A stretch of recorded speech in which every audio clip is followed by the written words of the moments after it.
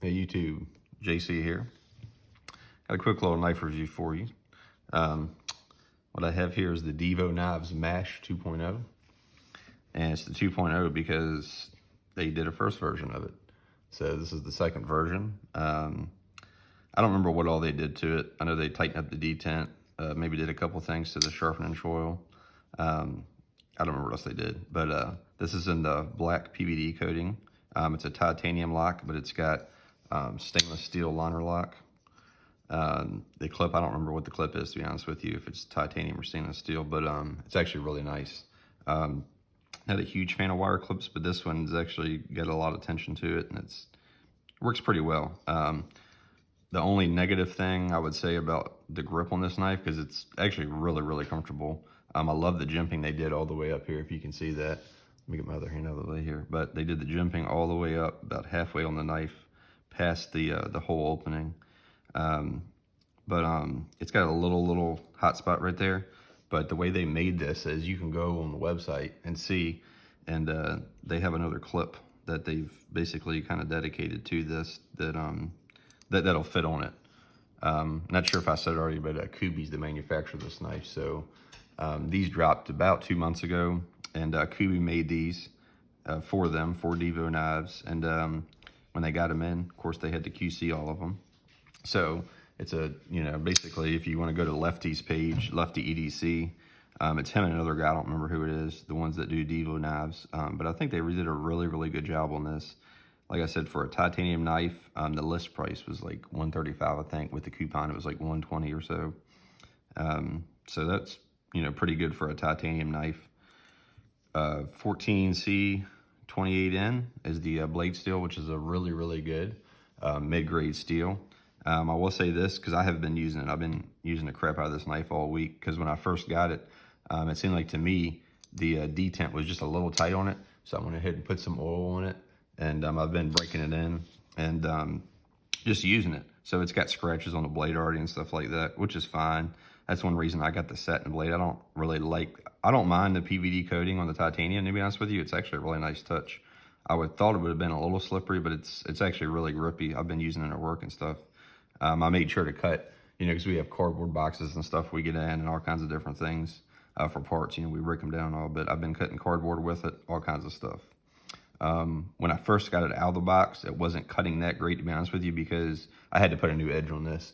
So when they sent it out of the box, like one side seemed to be pretty good, and the other side looked like they barely touched, and it was like, like a 30 degree or whatever, they barely touched it. So I went ahead and reground this. I did a 20 degree. For a mid-grade steel, 20 degree is perfect, in my opinion, and it's been cutting like butter. So after I reground it and resharpened it, it's really, really nice. So 20 degrees is perfect on this knife, especially for the steel. So a couple good and bad. When I first got it, like I said, the detent was a little tight on it. I chose not to adjust it.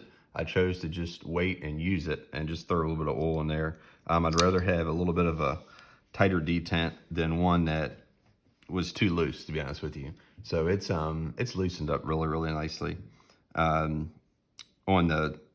On the grind here, they did a really, really nice shallow grind. You can see a little bit of waves in it, but that's not a big deal. Like I said, it's going to be scratched up from being a user anyways. But the shallow grind on this is really, really nice. Love how they did the jimping, up past the hole. So the jimping is really, really nice on this. They could have done maybe one or two up. I think one of his newer knives, he said he's got it like 3/4 of the way up on the jimping. But yeah, for the price, this was, like I said, it was like $135. And with the coupon, it was like $120 out the door. I think it was like $120, $150 or something, to be honest with you. But, it's for a titanium lock and you can see this thing's pretty much dropped shut now. Just after a week of using it. I'm sure after another couple weeks of using it, it'll be even more broken in. I love the sleekness of it. I love the design. The wire clip has a little tiny hot spot right here. If you grip on it real tight, but like I said, that's not the end of the world. The sharpening tool, I'd like to see that a little bit higher. I might actually take my rat file, which is a round file, and go in there and raise it up a little bit the next time I sharpen it, which isn't a big deal. I can do that myself. You know what I mean? That's just personal preference, to be honest with you. I love how they have plenty of access here to the bar lock. You can see here, and it's not you know, it's not sharp at all. It's really, really nice. It's easy to use. You can see here, it just drop shuts really nicely. One thing I probably would have done after using this for a while, especially when it was really sharp when I first got it, is I would have basically taken this and just rounded that off a little bit where it's not so sharp in there. Because sometimes it kind of catches on my fingernail a little bit. I can tell, like when I go to reverse flick it and open it. It's when I would describe that would be like that would be, man, I had it at the tip of my tongue and now I can't think. It's early this morning, guys. I'll think of it in a second here, but not a big deal. But anyways, if they just basically rounded it off a little bit, that would have been perfect. But like I said, that's nitpicks at this point. I'm basically just reviewing the knife. We can do a quick little weight of it real quick. For some reason, not sure why, but this thing never likes to show up in the camera, so I want to make sure it shows up. Let's go to mode real quick. It's in ounces. Yeah, you can see it. There you go. Okay. So 3.76 ounces, which to me for a titanium knife, it's perfect weight. Kind of disappears in your pocket. It's not like a super ultra lightweight knife, but for a carry knife or a work knife, I like something like this. I love the cutout that they did right here. I love the lines of it. I like the fact that I do like Wharncliffe's. I was kind of teasing him a little bit on one of his videos, and he gets a little bent out of it for saying this, I think. But when I like Wharncliffe's anyways, it's just personal preference. But I'd rather see a little bit more of a tip on it. But that's just because of the way I use them at work. I mean, I don't just sit there and cut paper and stuff. I know a lot of people, have desk jobs, and that's fine and all, but I actually use these knives for a living, so open a lot of boxes, that's no big deal as far as the tip goes. But when you're getting underneath of wiring harnesses and stuff, when you're trying to get underneath the zip ties, you want your Wharncliffe to have a nice edge on it. And this, I will say, I don't really have any complaints about it. It's got a tip, it's got a pointy enough tip on it to where I can get underneath of what I need to.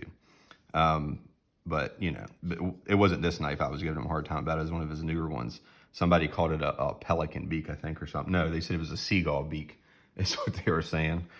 And that's when he was saying, yeah, it is a Wharncliffe, but hey, you know what? Like I said, that's just personal preference, and it's all in fun, to be honest with you.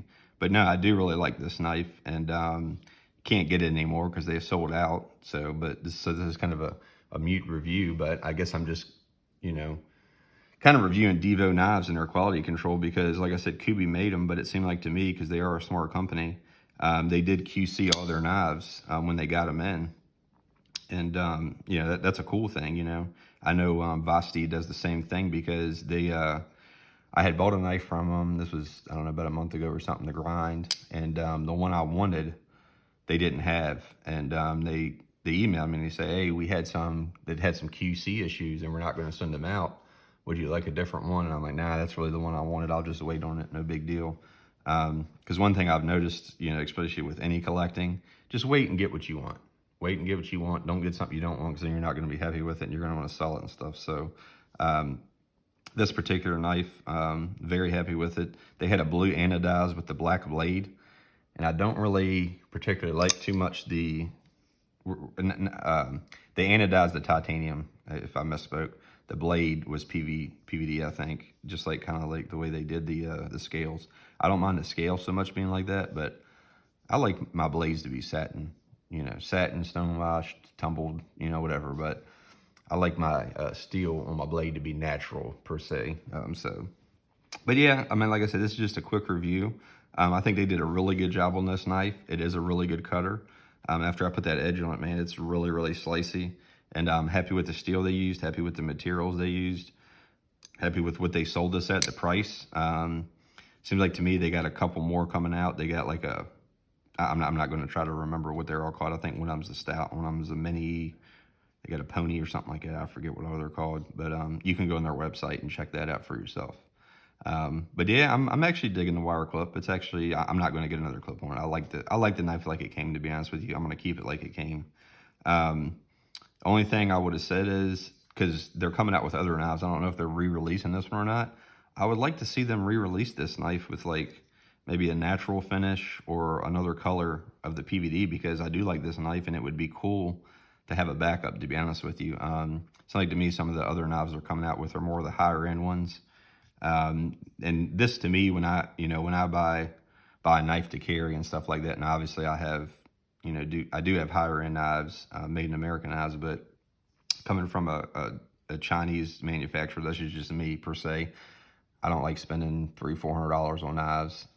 Personally, I kind of like the budget end aspect, and when I say budget, usually that's under $100. This was a little over 100, but I can see doing that. Like I said, the Vasti Thunderbird I think was the same price. It was like 125 or 130 or something, and for the steel they used, it was definitely worth that. It was a very good knife. So yeah, anything like that, I like to spend under 150 for knives like that. But that's just me personally. I know everybody has their own opinion on it. Just giving my opinion. It's not right or wrong. It's just my opinion and what I like to do. But just being honest here. And the Divo Knives Mash 2.0 is definitely a winner. If you got one, let me know. And if you didn't, let me know if you're trying to. All right.